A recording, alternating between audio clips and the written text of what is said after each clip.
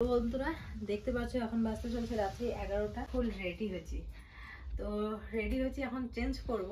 আসলে হচ্ছে ব্র্যান্ডের শ্যুট ছিল, ভিডিও করলাম, করার পরে এখন আমি খাইনি। ওই দেখো আমার ভাতের থালা এখানে সাজানো আছে, এখন খাবো। তার আগে ভিডিওটা করে নিলাম। আর তোমরা আমাকে অনেকেই কমেন্ট করে বলো যে মিতু তোমার 9 মাস চলছে কিন্তু তোমাকে দেখে একদমই বোঝা যায় না। কারণটা হচ্ছে একে তো যেই নাইটিগুলো আমি পরি সেগুলো গোল গলা সব মানে ঢোলা ঢোলা, এক নাম্বার। দ্বিতীয়ত হচ্ছে তোমাদের তো বলছিলাম আমি আমার পেটটা এখন উপর দিকে, বাবুর সময় আমার পেটটা অনেকটা নিচ দিকে ছিল, সেটা আমি ফিল করতে পারি। আমার বেবি এখন সবসময় উপর দিকে নড়াচড়া করে। আর এমনিতে আমি টাইট ফিটিং ড্রেস পরি না, তো আজকে আমি নিজেও দেখছি এখন আয়নায় যে আমি নাইটি পরলে যতটা না বোঝা যায়, আমি কিন্তু দেখো এই কুর্তিটা পরছি, এটাতে আরো বেশি বোঝা যাচ্ছে। হ্যাঁ কি না তোমরা কমেন্ট করে জানিও। তো চলো এখন ড্রেস ট্রেস খুলে খাওয়া দাওয়া করবো। আজকে ভিডিওটা রাতে থেকেই শুরু করলাম, চলো খাওয়া দাওয়াটা করে নিই, দেখা হচ্ছে আবার কালকে সকালবেলা। টাটা। তো বন্ধুরা এখন বাজতে চলছে 9টার মতো। তো আমার এদিকে ভাত হয়ে গেছে, জামা কাপড় ভিজায় দেওয়া তোমাদের দাদা ভাইকে দিলাম, ও ভিজায় দিল। আর আমি ওকে নিয়ে এইভাবে কাজ করি, সবজির ডালাটায় যে ওখানে দেই, মানে কিছু কিছু জিনিস দেই যেগুলো নিয়ে ও ব্যস্ত থাকে, আর আমি এদিকে কাজটা করি। যেরকম বাঁধাকপিটা আজকে রান্না করব, তো ওটা ওকে দিছি। এই বাবা এটা খাই না সোনা, এটা রান্না করতে হয়। মামা রান্না করো তুমি রান্না করো, তুমি কাজ করো, তুমি সবজি কাটো। সবজি কাটো বাবাই, সবজি কাটো তুমি। হ্যাঁ। আর বন্ধুরা আজকের ব্লগটা অন্যরকম হতে চলেছে, একদমই অন্যরকম, ডেইলি ব্লগের মতো না। আজকে বুঝতেই পারছো থাম্বনেল আর টাইটেল দেখে কিরকম ভিডিও হতে চলেছে, তো দেখতে থাকো। 9 মাস পড়ে যাওয়া মানে হাতে আর বেশি সময় নেই। কারণ আগেকার দিনে কিন্তু 10 মাসেই বেবি হতো, 10 মাস বা বলে না 10 মাস 10 দিন, তো ওরকম কিন্তু এখন হয় না। এখন অনেক সময় 9 মাসে হয়ে যায়, অনেক সময় 9 মাসের শেষে শেষে বাচ্চা হয়ে যায়। যেরকম আমার ছেলের সময় হয়েছিল, আমার প্রথম বাচ্চা যখন আমার বাবু হয় তখন কিন্তু আমার 9 মাসে পড়ে এই 15 দিন কি 16 দিনের মাথায় আমার ছেলে হয়ে গেছিলো। তো আসলে তো তোমরা জানোই প্রথম বেবিটার সময় আমার জল ভেঙে গেছিলো, তো যার কারণে কিন্তু আমাকে তাড়াতাড়ি করে সিজার করতে হয়েছিল। তো আমি শুনেছি নাকি যে প্রথম বাচ্চাটা যদি আগে হয় দ্বিতীয় বাচ্চাটাও নাকি আগেই হয়ে যায়। তো আগে থেকেই দেখো আমি পুচকুর যে পুরনো কাঁথা, ছোট ছোট ব্ল্যাঙ্কেট, ওগুলো ধুয়ে দিলাম। আর এখান থেকে তোমাদের দাদাভাই নিচ্ছে ধনেপাতা, কারণ এই ধনেপাতা দিয়ে গাছের টাটকা লঙ্কা দিয়ে আমার খেতে ইচ্ছে করেছে জলপাই। আমার জলপাই খেতে ইচ্ছে করেছিল জন্য জ্যাঠা শ্বশুরমশাই 1 কেজি জলপাই এনে দিয়েছে। তাই বলে 1 কেজি জলপাই আমাকে খেতে দেয়নি, 3 থেকে 4টা দিয়েছে। বলে বেশি টক খেলেও ক্ষতি হবে, অত টক খেতে হবে না, এই কয়টাই খাও। তো আর বলেছে পরে আচার বানিয়ে দিবে। তো দেখা যাক, আসলে ওদেরও তো আলু খেতে কাজ, এখন আলু সবাই গাঁটছে, তো আচার বানিয়ে দেখছে না দেখ, আমার কাছে এই টাটকা যে জলপাইটা দিয়েছে এটাই বেশ। কারণ আমার না এত টক খেতে ইচ্ছে করে ইদানিং, কি বলবো আর ভাষায় প্রকাশ করতে পারবো না। মানে সকাল দুপুর রাত্রি যে কোনো সময় আমাকে যদি কেউ টক দেয় আমি রাজি আছি খেতে। আর পুচকুর সময় খেতে ইচ্ছে করছিল খুব মিষ্টি, যে কোনো মিষ্টি খাবার। এইমাত্র ছেলে ঘুমাইলো, আর আমার চুলের অবস্থা দেখো, এই যে শ্যাম্পু করছি আজকে। তো শ্যাম্পুটা করছি তারও একটা কারণ, ঠান্ডার দিনে না শ্যাম্পু ট্যাম্পু করলে ভাল লাগে না, আমার ঠান্ডা লেগে যায়, খুব খুব ঠান্ডা লাগে। তো সমস্ত কাজ করা শেষ, ঠিক আছে, সকালবেলা থেকে রান্না করা শেষ। আজকে যেহেতু রোদ্রু উঠছে সমস্ত জামা কাপড় ধুয়ে দিয়েছি, তার সাথে যে আসতে চলেছে তার জন্য আগে থেকেই প্রিপারেশন নিচ্ছি। তা ওরও কিছু জামা কাপড়, মানে ওরও বলতে কি দেখো আমাদের মধ্যে কি হয় বলো তো, যতক্ষণ না বেবি হয় ততক্ষণ অবধি জামা কাপড় কেনে না, তো সেই জন্য কিনিনি। কিন্তু পুচকুর যে ছোটো ছোটো টাওয়েলগুলো ছিল ওগুলো ভিতরে ছিল, ওগুলো সমস্ত কিছু বের করে আজকে সব ধুয়ে দিয়েছি। কারণ আবার কবে রোদ্রু উঠবে না উঠবে কোনো গ্যারান্টি নেই। সমস্ত জামা কাপড় ধুয়ে একদম শুকাতে দিলাম। আমি ধুইনি, ওর মানে যে ও ভিডিওতে দেখাইনি, হ্যাঁ আগে দেখাইতাম, এখন কেন জানি ভাল লাগে না, মনে হয় যে কি দেখাবো, কি দেখাবো, করতেই হবে। আবার সময় নষ্ট ভিডিও করতে গেলেই এই স্ট্যান্ডটাও লাগাই দেবো না। ওকে যে বলি উল্টা দিকে লাগাবো তাহলে তো খারাপ হবেই জিনিস, একটা জিনিস ঠিকভাবে ইয়ে করতে পারে না। তো হ্যাঁ, যেটা কথা সেটা হচ্ছে যে আমি মানে ভাবলাম যে দেখাতে গেলে অনেক সময় লাগবে, সময় নষ্ট হবে। চলো দেখাবো না, ডাইরেক্ট কাজ করি, কারণ সময় হাতে খুব কম থাকে। আর টুকটাক এদিক সেদিক তো আমারও দৌড়ঝাঁপ থাকে, কাজ থাকে, সেটা তো জানি। যাই হোক, দুইটা ভিডিও, 3টা ভিডিও আজকে এডিট হয়েছে, তাই না গো? একটা ব্লগ ভিডিও, একটা শর্ট ভিডিও, স্পন্সরশিপ।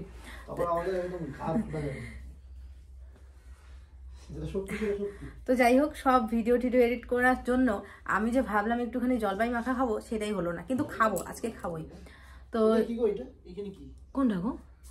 এইটা মাছের কি বা ছিল একটা।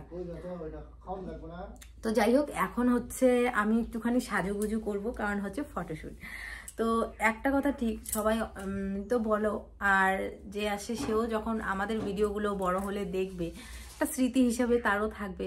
তখন দেখবে যে ও দাদা, মানে পুচপু তো দাদা হবে, তাই না? তো দাদার সময় ফটোশ্যুট হয়েছিল, এই হয়েছিল, ওই হয়েছিল, আমার সময় হয়নি, এটা খারাপ স্বাভাবিক লাগবে। তো যার কারণে আমি ভাবলাম যে আজকে যেহেতু 9 মান্থস চলেই আসছে, কবে এখন কি হয় না হয় কোনো গ্যারান্টি নেই, তো সুন্দর করে ছোটো মোটো করে একটা ফটোশ্যুট করব। আমি নিজেই সাজবো, আর আমার ফটোগ্রাফার হচ্ছে যে রান্নাঘরে গেছে। তো কোথায় ফটোশ্যুট করবো না করবো সেগুলো দেখতে পারবে তোমরা। আর এইমাত্র আমি স্নান ধান করে আসলাম, সমস্ত কাজ শেষ, রান্না বান্না, জামা কাপড় ধোয়া, ঘর গোছানো, উঠান ঝাড় দেওয়া, বৃহস্পতিবারের পুজো, সমস্ত কিছু কমপ্লিট করে নিয়েছি। এখন শুধু সেজে গুজে হচ্ছে ফটোশ্যুট করবো। আর আমার যে ওই ড্রেসটা আছে, ওই ড্রেসটা পরে, মানে কয়েকটা ড্রেস পরে করার ইচ্ছা আছে, এখন দেখা যাক কি হয়। তুমি কি করো গো রান্নাঘরে? কিছু একটা রান্না করতেছে। কি রেডি করবা? ও আচ্ছা, তো শুকনো মাছ করবে। তো চল আমি রেডি হয়ে নিই, রেডি হয়ে একবারে তোমাদের সামনে আসছি। হ্যাঁ,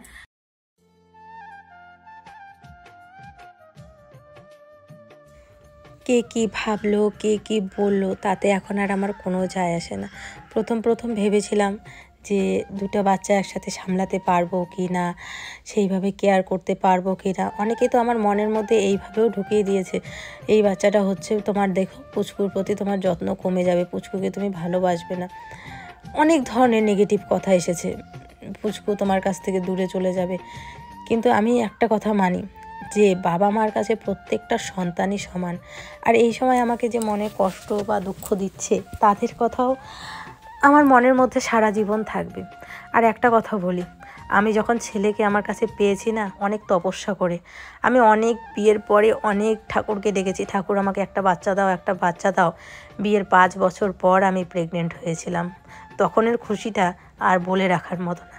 তখন ঠাকুর আমাকে ওল জুড়ে একটা সন্তান দিয়েছে, পুত্র সন্তান। তো ও যে আমার কাছে কতটা স্পেশাল বা কতটা সেটা বলে বোঝাতে পারবো না। অনেকেই বলতো তোমার তো বাচ্চা হবে না, তোমার বাচ্চা হবে না, বিয়ের এতদিন হয়ে গেছে এখনও বাচ্চা হয় না। তো অনেকে বাজা বলতেও অনেকে শুনেছিলাম। তো সেইখানে মা ডাক প্রথম আমাকে কে ডেকেছে? আমার ছেলে, আমার প্রথম সন্তান। তো সে যে আমার কাছে কতটা স্পেশাল, সেটা আমি তোমাদের বলে বোঝাতে পারবো না, আর বোঝাতেও যাব না, কারণ ও আমার নারী ছেঁড়া ধন। আর যে আসছে সেও কিন্তু কম না, ভগবান না চাইতেই তাকেও আমার কাছে দিয়েছে। কোনো রকমের কষ্ট, কোনো রকমের দুঃখ, কোনো কিছুই নেই। পুচকুর সময় যেরকম বমি এটা সেটা হয়েছিল, এখন কিছুই নেই। তো সেও আমার কাছে লক্ষ্মী। আর আমি জানি, আমার মধ্যে বিশ্বাস আছে, আমার মধ্যে সেই ভরসা আছে, আমি আমার 2টো সন্তানকে ভালোভাবে মানুষ করতে পারবো। তাহলে কে কি বললো না বললো তাতে আমার কোনো যায় আসে না, কেউ এসে তো আর মানুষ করবে না। উঠালাম 2টা ড্রেসে, আর আজকে আমি ক্যামেরাম্যান, সেটা তো বুঝতেই পারছো। আর তুমি আগে বলো তোমাকে কেমন লাগতেছে? তোমাকে ভালো লাগছে। এই যে এই কালারের ড্রেস তুমি পরো না এর আগে? হ্যাঁ, তোমরা নিজেরাই দেখছো, নিজেরাই বুঝতে পারছো যে কতটা ভালো লাগছে, মানে কেমন লাগছে মিতু আজকে এই ড্রেসটা পরে। ভালো লাগছে কিন্তু। তো যাই হোক, 2টো ড্রেস পরে তুললাম, আর দেখি একটা শাড়ি পরে তোলার ইচ্ছা আছে, যদি সময় হয়ে যায় তাহলে শাড়ি পরে। কারণ এখনো খাওয়া দাওয়া হয়নি, 3টা বাজে, পুচকু এদিকে ঘরে একাই আছে, তারপরে আবার কি না হলে শাড়ি পরে আরেকটা, আমার আরেকটা ইচ্ছা আছে, কি বলতো, শাড়ি পরে আরেকটা পুচকুর সাথে, যেহেতু যে আসতে চলেছে তার উপর কিন্তু পুচকুর অনেক অধিকার, কারণ ও দাদা হতে চলেছে। তো সেই জন্য আমি আর ইচ্ছা আছে যে আরেকটা পুচকুর সাথে একদিন, পুচকু উঠতে উঠতে তো সন্ধ্যা হয়ে যাবে, আজকে না করি অন্য একদিন পুচকুর সাথে শুধুমাত্র। তাহলে ঠিক আছে, দুটো ড্রেসেই তোলানো হলো ছবি, যা হয়েছে স্মৃতি হিসেবেই থাকবে ইউটিউবে, কারণ যে আসছে সেও দেখতে পারবে। আসলে কি বলতো বন্ধুরা, এখন আমার সময় মানে এই বেবির সময় আমরা সেরকমভাবে সেরকম কিছু করতে পারছি না, তার অনেক কারণ আছে। কারণ পুচকুকে সামলাতে লাগে, হয় আমি দেখি না আর ও দেখে, এবার বাড়ির কাজ থাকে, তারপরে হচ্ছে না।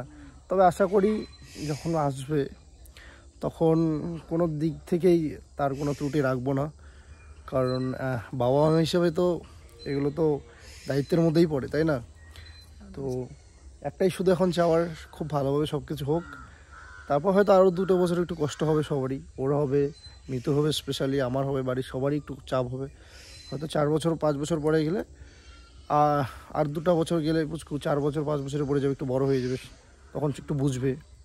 তারপরে এই বাচ্চাটা আস্তে আস্তে 3 বছর যখন হবে, চাপটা কমে যাবে, তখন আমাদের সব টেনশন, সব চিন্তা শেষ। তখন শুধু সংসার চালানো, বাচ্চা কাচ্চাকে মানুষ করানো, পড়াশোনা করানো, এই একটাই চিন্তা মাথায় থাকবে, আর এইভাবেই দিন কাটাবো।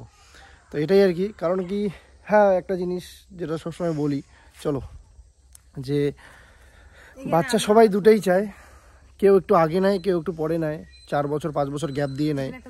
এটা আমার হয়তো একটা বোকামি আমাদের, যে একটু আমরা তাড়াতাড়ি বেশি তাড়াতাড়ি নিয়ে ফেলছি। তবে হ্যাঁ, নিতে তো লাগতোই 5 বছর পরে, তো 2 বাচ্চা একসাথে মানুষ হয়ে যাবে, এটাই আর কি। তো অনেকে অনেক কিছু বলে, কিন্তু আমার মনে হয় যদি আমাদের টুইনস হতো প্রথমে, তখন কি যেটা, হ্যাঁ, সেটা তো 100 বার। তো এটাই আর কি, যে একবারই হয়ে যাবে। আর যখন যারা পড়াশোনা করতে শুরু হবে, তখন ওর দিকেও আমার ধ্যান থাকবে, পুচকুর পড়াশোনা। ছবিগুলো কেমন হয়েছে অবশ্যই কমেন্ট করে জানিও। আর হ্যাঁ, আমি জানি তোমরা অনেকেই আমাকে ভালোবাসো, অনেকেই দূর থেকে আমাকে আশীর্বাদ করো। আমাকে এইভাবে আশীর্বাদ করো, আমি যাতে আমার 2 সন্তানকে নিয়ে ভালোভাবে থাকতে পারি, আর ভালোভাবে যাতে ওদের মানুষ করতে পারি।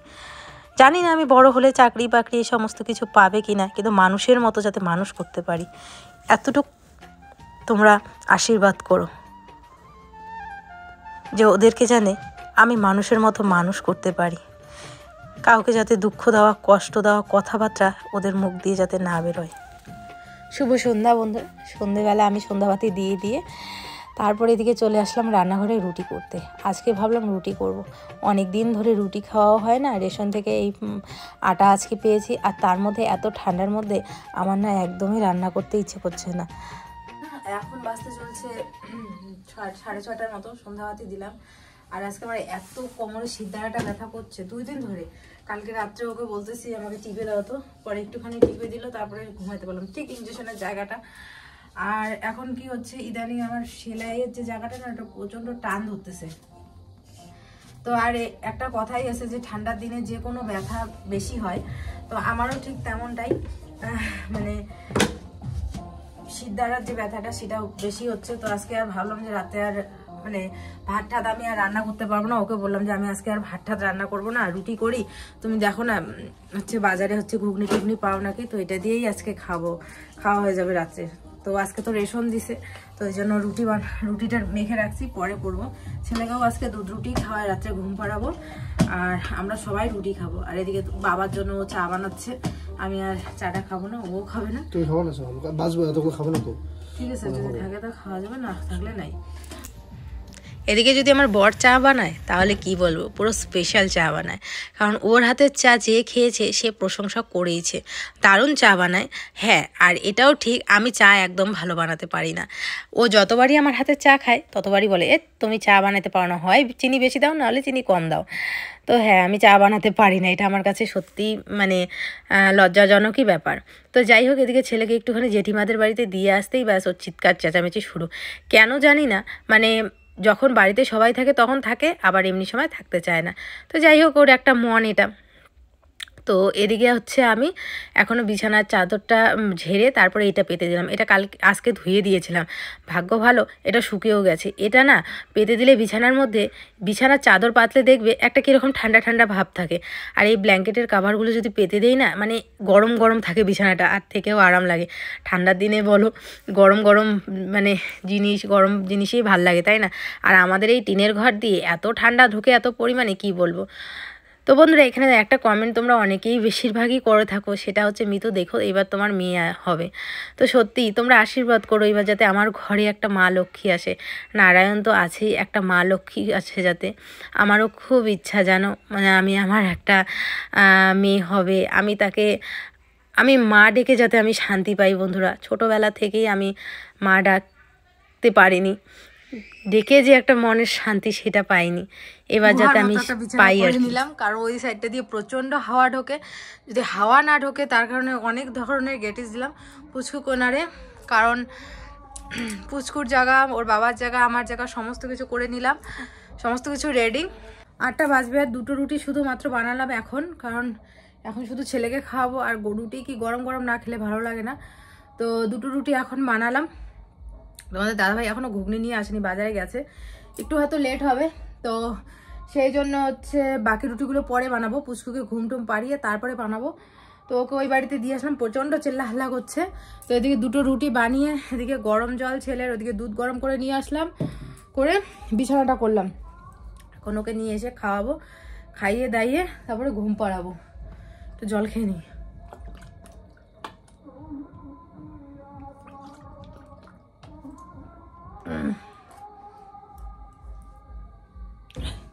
প্রচণ্ড গলা শুকিয়ে যায়। এই ঘরে দেখো সমস্ত জামা কাপড় যেগুলো আমি ধুয়ে দিয়েছি, এই যে হাউস কোটগুলো, এই হাউস কোটগুলো নিতে হবে আর কি হসপিটালে যাওয়ার জন্য। এই হাউস কোট, তারপর কিছু ন্যাকড়া আছে, আর ওইখানে ওই যে ব্যাগটা, আগের বার যখন হসপিটালে গেছিলাম তখন ওই ব্যাগটা নিয়ে গেছিলাম, তো এবারও ওই ব্যাগটাই নিয়ে যাবো। একটা ব্যাগই করবো, বেশি ব্যাগ করবো না। কিন্তু আগের বার হসপিটালে যাওয়ার সময় অনেক কিছু যেগুলো নিয়ে যাওয়া সম্ভব হয়নি, কারণ জানি না, প্রথমবার তো গেছিলাম, সেই জন্য অনেক কিছু জানতাম না। ব্রাশ নেই, মশারি নেই, যার কারণে প্রচণ্ড মশার কামড় খেয়েছিলাম। যদিও বা ইসের রুমে ছিলাম, কি বলে ওটাকে, কেবিনে ছিলাম, কিন্তু তবুও মশা ছিল। তো মশারি নিতে হবে, এবার বিছানার চাদর 2টা নিতে হবে, নিজের নাইটি নিতে হবে, প্লাস এবার শীতের সময় বেবি আসছে, যার কারণে আরও অনেক মানে ন্যাকড়া নিতে হবে, যেগুলো আর কি ছোটো ছোটো কাঁথা বা ছোটো ছোটো কাপড় নিতে হবে, কাপড়ের টুকরো। তো আমি কয়েকটা তো নিবই, বেশিরভাগগুলোই মামিকে বলছি নিয়ে আসতে।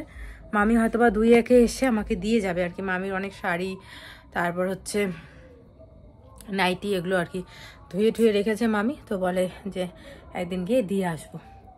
তো চলো, আজকে আর ভিডিওটা বেশি লং করছি না, আমারও শরীরটা ভালো লাগছে না, মেরুদণ্ডটা প্রচণ্ড ব্যথা করছে। দেখা হচ্ছে আগামীকাল একটি সুন্দর ভিডিওর সাথে। আজকের মতো টাটা। আর হ্যাঁ, ভিডিও ফটোশ্যুটগুলো কেমন লেগেছে অবশ্যই কমেন্ট করে জানিও। আর হ্যাঁ, হসপিটালে তোমরা কমেন্ট করে জানিও যে আবার কি নিতে হবে না নিতে হবে, সেগুলো কিন্তু কমেন্ট করে তোমরাও জানিও।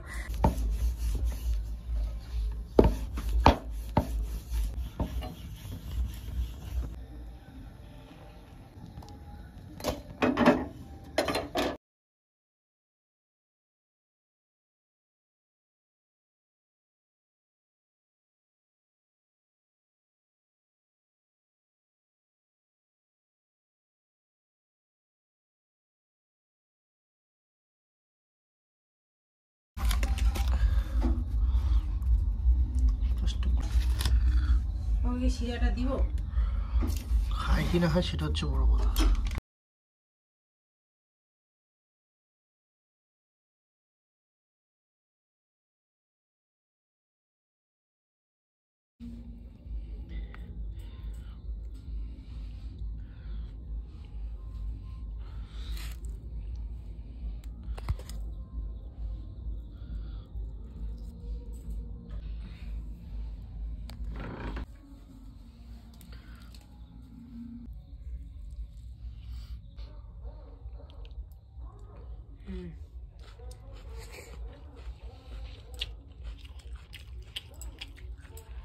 আসলে বন্ধুরা, আমার অনেক দিন ধরে ইচ্ছে করছে বিরিয়ানি খেতে, তো ওকে বলি, তো ওর মনেই থাকে না, আর আবার অনেক সময় এখানে পাওয়াও যায় না। তো যাই হোক, আজকে নিয়ে আসলো। আর আজকে আমি বলছিলাম আজকে খুব ঠান্ডা লাগতেছে, আজকে রান্না করবো না, বাইরে প্রচণ্ড কুয়াশা পড়ছে। বাবাকে তো ওইদিকে খাবার দিয়ে আসলাম, রুটি তার সাথে ঘুগনি, আর আমাদের জন্য নিয়ে আসছি বিরিয়ানি। পুচকু যখন প্রেগনেন্ট পেটে ছিল তখন খেতে ইচ্ছে করছিল ফুচকা। আমাকে একদম লাস্ট মোমেন্ট, মানে যেদিন হয়তো বা আমাকে ভর্তি করবে, মানে হ্যাঁ তাই না, যেদিন ভর্তি করবে তার আগের দিন আমাকে হচ্ছে রাতেবেলা ফুচকা খাওয়াইছিল। আর দেখো এই বেবিটার সময় আমার খেতে ইচ্ছে করছে বিরিয়ানি। তো এই যে বিরিয়ানি আমাকে লাস্ট মোমেন্টে এসে, অনেক দিন ধরে বলছিলাম, এখন যে আমাকে বিরিয়ানি খাওয়াচ্ছে। দারুণ টেস্ট হয়েছিল, একদম আমার আত্মাটা শান্তি হয়ে গেল।